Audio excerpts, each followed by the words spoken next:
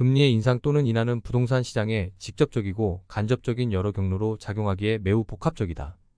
금리를 내리면 대출 이자율이 낮아져 주택 구입에 대한 금융 비용이 줄어든다. 주택 구매를 쉽게 할 수 있어 수요 증가는 주택 가격 상승을 낳는다. 실제 1982년 금리 인하 정책에 이어 1984년부터 시작된 3저 호황은 부동산 시장을 견인한 바 있다. 반대로 금리를 올리면 대출 이자율이 높아져 주택 구매에 대한 금융 비용은 증가한다. 대출을 통한 주택 구입을 꺼리기에 주택 수요 감소는 주택 가격 하락으로 이어진다.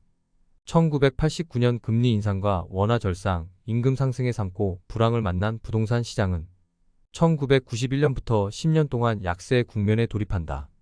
하지만 금리와 부동산 가격이 항상 반대 방향으로 움직이는 것은 아니다. 금리를 내려도 경제 상황이 악화되어 소득이 감소하는 경우 주택 구매 여력이 줄어들 수 있다. 한국은행이 2008년 금리를 최저 수준으로 내리지만 서울 아파트 가격은 오르나 전국의 아파트 가격은 2.4% 하락한 바 있다. 서브프라임 모기지의 위험성을 과소평가해 위기를 자초한 미국 역시 경기 침체를 막기 위해 금리를 2.5% 수준으로 낮추지만 주택가격 하락은 계속된다. 일본 또한 저금리 기조를 유지해도 부동산 가격은 정체의 늪에서 벗어나지 못한 상태이다. 금리가 올라 대출 비용이 증가해도 주택가격은 상승할 수 있다. 자산 시장이 불안정한 경우 안전자산으로 부동산에 대한 투자 수요가 증가하면 주택가격은 오른다.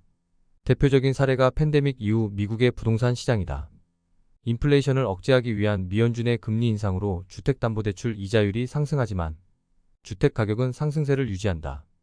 팬데믹 동안 재택근무와 원격근무가 활성화되면서 주거 공간에 대한 수요가 급격히 늘어난 게 주요 원인이다.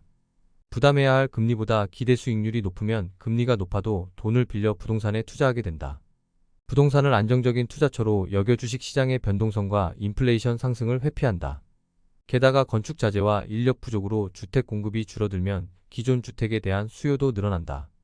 결국 대내외적 다양한 변수들이 존재하기에 단순히 금리만으로 부동산 가격의 향방을 제대로 예측하기는 어렵다. 따라서 제일 중요한 것은 상수적 기준으로 자신만의 구체적 기대 수익률이다. 마치 주당순 이익이나 주당순 자산 가치를 활용해 주가 수익 비율과 주가 순 자산 비율로 확보하는 적정 주가와 유사하다. 기대 수익률은 스스로의 바램이 자신을 만족시키는 방향으로 미래의 가격을 만드는 추상적 피그말리온 착각과 다르다. 오류성과 재규성을 통해 자신만의 마법의 도구로 얻을 수 있는 구체적 부동산 가격 예상 수치이다. 기대 수익률은 스위스은행의 UBS, KB은행의 PIR 지표와 주택금융연구원의 KHAI 등 버블 지수에 근거해 자신만의 이판사판 데이터로 계산한다. 부동산 가격 지금 사야 할까?